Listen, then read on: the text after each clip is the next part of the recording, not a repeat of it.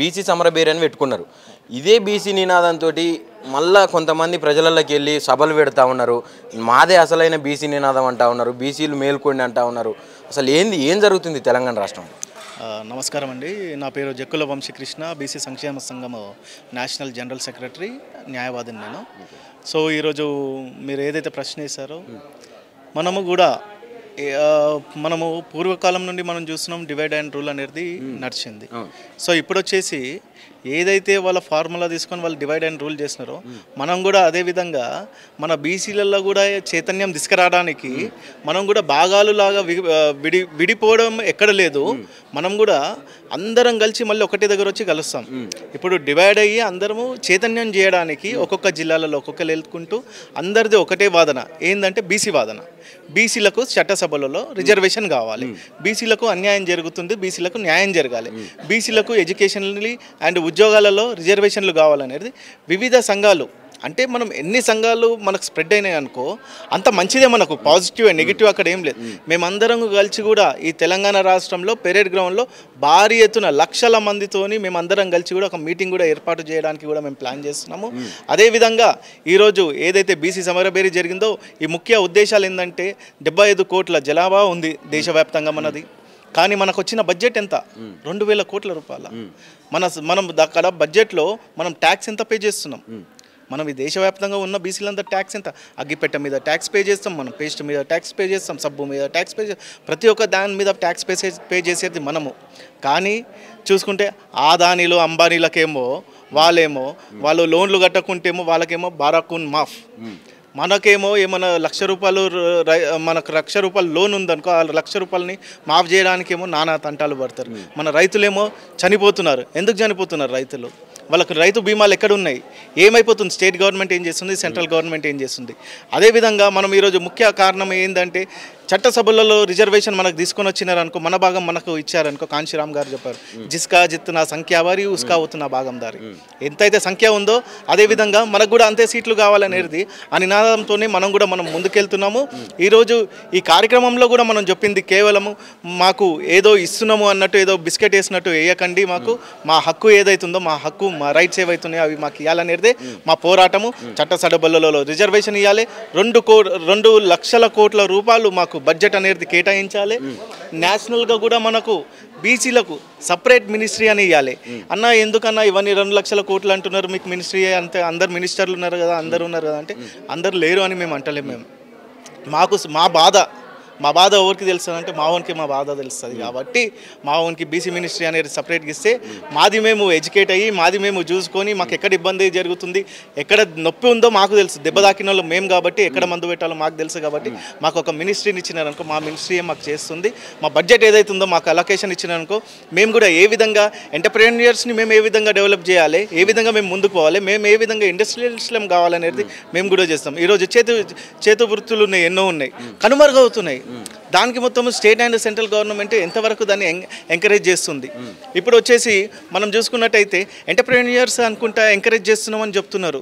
కానీ ఈ చేతి వృత్తులలో ఎవరైతే ఉన్నారో వాళ్ళని కూడా మీరు ఎంటర్ప్రెన్యూర్స్గా తీసుకోండి, క్యాలిక్యులేట్ చేయండి. ఎందుకంటే వాళ్ళే కాకుండా వాళ్ళ పూర్వీకులు, వాళ్ళ తాతలు, వాళ్ళ నాయనలు, వాళ్ళ ముత్తాతలు అందరూ కూడా ఆ చేతి వృత్తుల మీద పని చేసుకుంటే ఇంతవరకు వచ్చినారు.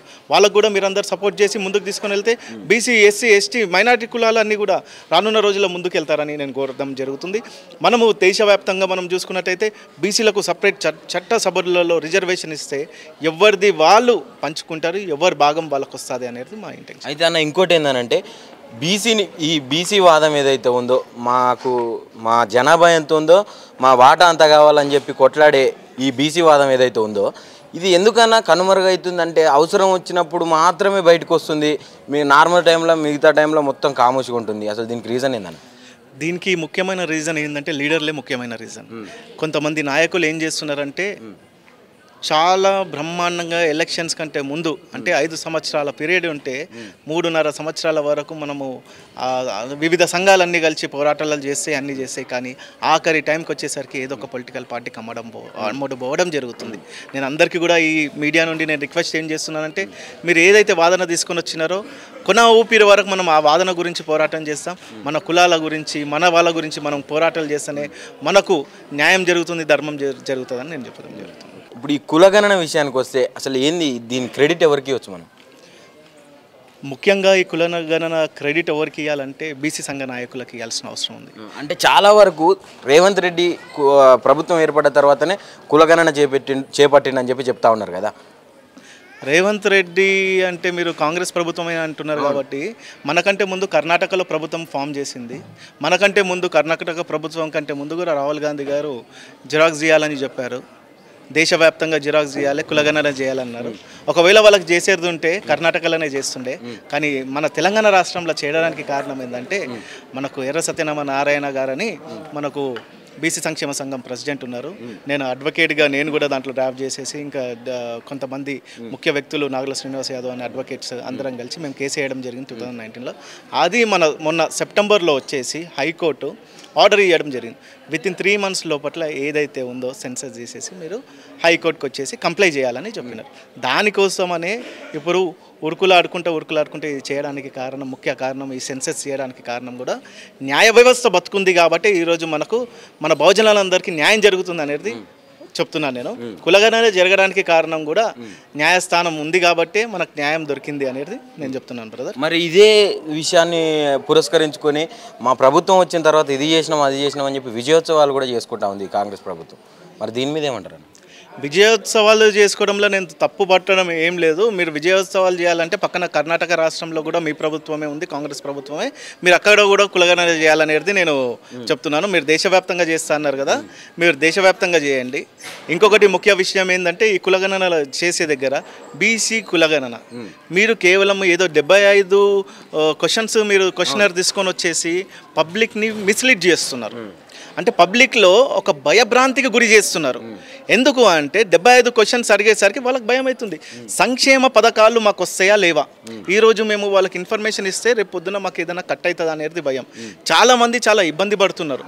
సో నేను ఈ ప్రభుత్వాన్ని కూడా ఏం కోరుతున్నానంటే వాళ్ళ పేరు తీసుకోండి, వాళ్ళ క్యాష్ తీసుకోండి, వాళ్ళకు సంక్షేమ పథకాలు ఏమైనా అందినాయా లేవా తీసుకోండి, రేషన్ కార్డు ఉందా లేదా తీసుకోండి. కానీ వాళ్ళ పర్సనల్ ఇన్ఫర్మేషన్ ఏదైతే ఉందో దాన్ని మనం ప్రొటెక్ట్ చేయాల్సిన అవసరం ఉంది.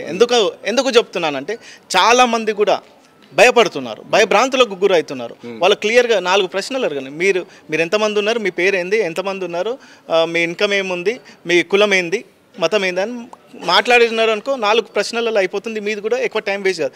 నేను కూడా ఇమ్యూనిటర్స్ని కూడా నేను మాట్లాడడం జరుగుతుంది. వాళ్ళు ఏమంటున్నారంటే సార్ ఒక్కొక్క దగ్గర మాకు అర్ధ గంట టైం పడుతుంది సార్, చాలామంది మాకు సపోర్ట్ చేస్తలేరు సార్ అనేది వాళ్ళు చెప్తున్నారు. ఎందుకు సపోర్ట్ చేస్తలేరంటే ఇన్ని ప్రశ్నలు వేసేసరికి వాళ్ళ సమయం కూడా వేస్ట్ అవుతుంది. కానీ ఈ కులగణన వల్ల ఇంకొక నష్టం కూడా బీసీలకు అన్యాయము జరగబోతుందేమో అని నేను ఊహిస్తున్నాను. ఎందుకు అంటే చాలామంది భయం పడుకుంటా దీంట్లో ఇన్ఫర్మేషన్ ఇవ్వడానికి ముందుకు రావడం లేదు. దీనివల్ల ఏమవుతుంది, మళ్ళీ మన సంఖ్య కూడా తగ్గడం జరుగుతుంది. ఎవరైతే ఉన్నారో నేను ప్రతి ఒక్కరికి రిక్వెస్ట్ చేస్తున్నా, ప్రతి ఒక్కరు ఇండివిజువల్గా మీరే వెళ్ళి మీ ఇన్ఫర్మేషన్ మొత్తం ఇవ్వండి. ఇన్ఫర్మేషన్ అంటే మీ పేరు, మీ క్యాష్, మీ ఇన్కమ్ కానివ్వండి, దాని తర్వాత మీ ఇంట్లో ఎంతమంది ఉన్నారో అదంతా కూడా డీటెయిల్స్ ఇవ్వాల్సిందిగా నేను కోరుతున్నాను. ఇది గిన మీరు మానినారు అనుకో రేపు పొద్దున మళ్ళీ బీసీలకు అన్యాయమే జరుగుతుంది అనేది. అయితే మీరన్నట్టన్నా ఇప్పుడు ఎవరైతే హైదరాబాద్లో ఉండే జనాలు, ఇప్పుడు గ్రామాలు కాసేపు పక్కన పెడితే ఇప్పుడు హైదరాబాద్లో ఉండే జనాలు ఎవరైతే ఉన్నారో వీళ్ళు ఇదివరకు వచ్చి ఇప్పుడు జనాభా లెక్కలు అని చెప్పి మా ఇల్లులు కూల్చేసిర్రు, హైడ్రా పేరు మీద, ఈ మూసి దాని మీద ప్రక్షాళన మీద మా ఇల్లులు కూల్చేసిర్రు, బఫర్ జోన్ అన్నారు, FTL వేసిర్రు. ఇలాంటి భయభ్రాంతులకు గురై ఇప్పుడు ఉన్నటువంటి కులగణన కార్యక్రమానికి కూడా కొంచెం దాన్ని దూరం పెట్టే ప్రయత్నం చేసిర్రు. మరి ఆల్రెడీ స్టార్ట్ అయింది కదా, ఇది సక్సెస్ అవుతుందంటారా? సక్సెస్ రూట్లోనే ప్రస్తుతానికైతే వెళ్తుంది. కానీ నేను ప్రభుత్వానికి కూడా నేను ఒకటి ఏమని కోరుతున్నానంటే ఏదైతే సకల జనుల సర్వే జరిగిందో పాత ప్రభుత్వంలో అదే విధంగా మనకు కూడా ఒక వర్కింగ్ డే రోజు సెలవు దినంగా ప్రకటించండి, కులగణన దినంగా ప్రకటించి మీరు అది చేశారనుకో ప్రతి ఒక్కరు ఇంట్లోనే ఉంటారు. చాలామంది కూడా వాళ్ళు భార్య భర్త పొద్దున్న లవంగానే ఉద్యోగాలకు వెళ్తారు. సో వాళ్ళు ఏంటంటే వాళ్ళు రెమ్యునరేటర్స్ వచ్చిన తర్వాత ఇన్ఫర్మేషన్ ఇవ్వడానికి వాళ్ళు ఉండరు. శని ఆదివారాలలో మళ్ళీ రెమ్యునరేటర్స్ వస్తున్నారా, వాళ్ళకి హాలిడే ఉంటుంది, దానివల్ల వాళ్ళు రాలేరు. సో ఒక రోజుని గిన హాలిడేగా గిన ప్రకటించినారు అనుకో ఆ రోజు ప్రతి ఒక్కరు ఇంట్లో ఉంటారు, ఆ రోజు వెళ్ళి ఇన్ఫర్మేషన్ తీసుకోవడానికి ఉంటుంది.